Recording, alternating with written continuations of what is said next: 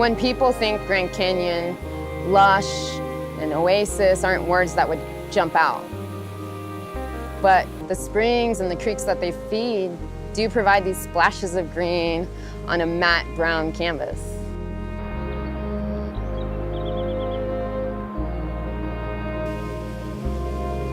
When you're at a spring, all your senses are awake. You smell different, you feel different. The touch of the cold water against the hot desert sun, you're alive. They're innocent in that they're not taking anything away, just providing this environment for life to strive in. They're givers of life. That's a beautiful energy. Every spring I've gone to, small or big, provides happiness in a way.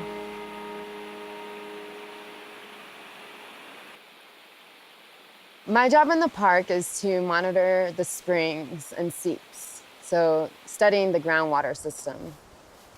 So springs tell me how the groundwater system is working. Where's the water coming from? How fast is it flowing or how slow is it flowing? How much water there is, and that helps me predict how much water we may have in the future and the potential threats that are harming water quality and availability.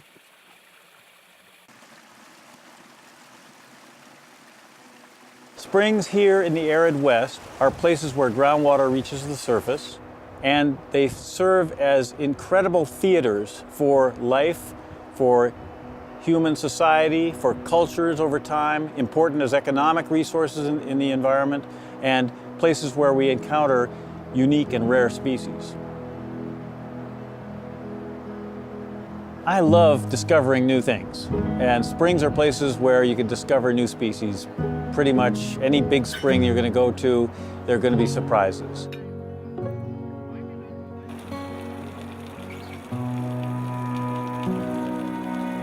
On this river trip, we have the privilege of traveling with the National Park Service, floating through Grand Canyon, trying to identify where springs show up on the walls of the canyon. In the first 60 miles here, we've got more than 24 springs that are new to the park's list. Some features that we have seen for a while but not documented, other springs that we had no idea were here.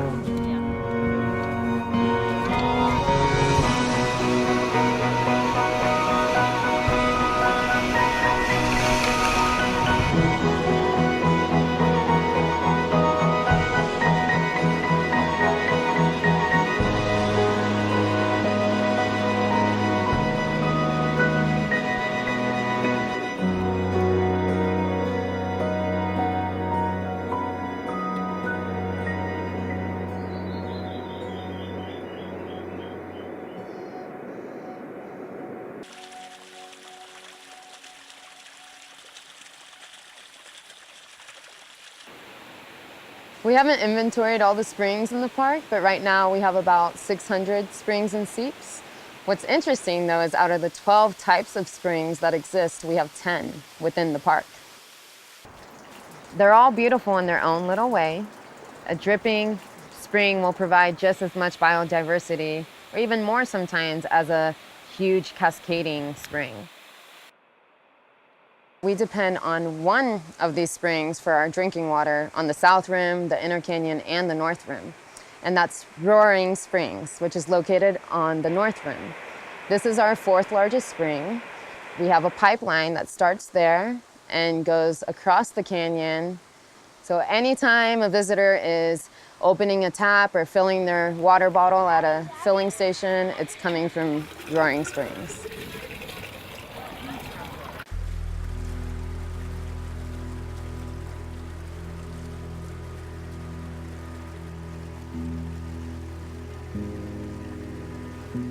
I'm here in Grand Canyon to study what I call the lower world waters. That is, waters that have traveled deep into the earth and come back to the surface here in the depths of the canyon, bringing with them the record of their journeys in the form of chemicals and gases that they bring to the surface. Most people think of the canyon as this beautiful exposure of layered rocks, creating a landscape that's unparalleled. It's also a deeply incised aquifer system. And so by looking at the different springs in the canyon, we're able to understand different hydrologic pathways. The spring waters here that travel very deeply hold in their chemistry a record of past times. In fact, some of the mineral deposits from the springs also hold clues about these past times. So we're able to look at hydrology not just on the decadal scale or the century scale, but thousands and thousands of years of hydrology recorded in stone.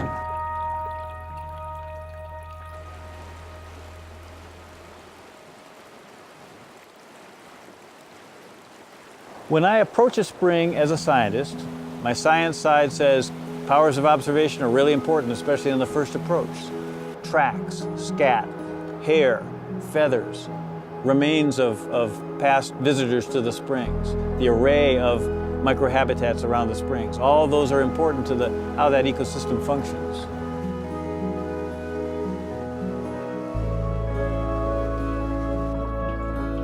But I've also talked to a great many Native American elders about how to approach springs. Uniformly, they say, approach the spring with respect. You're coming into a different world, coming perhaps into the presence of beings that you may not have any awareness of, but pay respect. Give back to that landscape, give back to those beings, give back to that spring.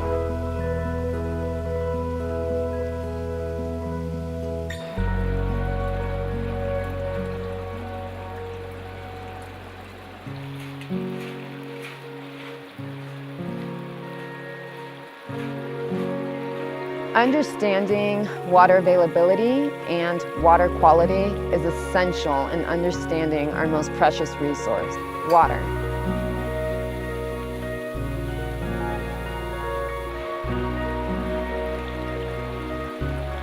When I see this fresh, pure water coming out of the rock, whether it be a little dripping spring or a gushet or waterfall, it reminds me that I too have water running through my veins, and that's what makes me alive. From the beginning of history, we always traveled or migrated to water. And I think the moment we learned how to bring water to us is when we forgot in a big way how special and essential and precious water is.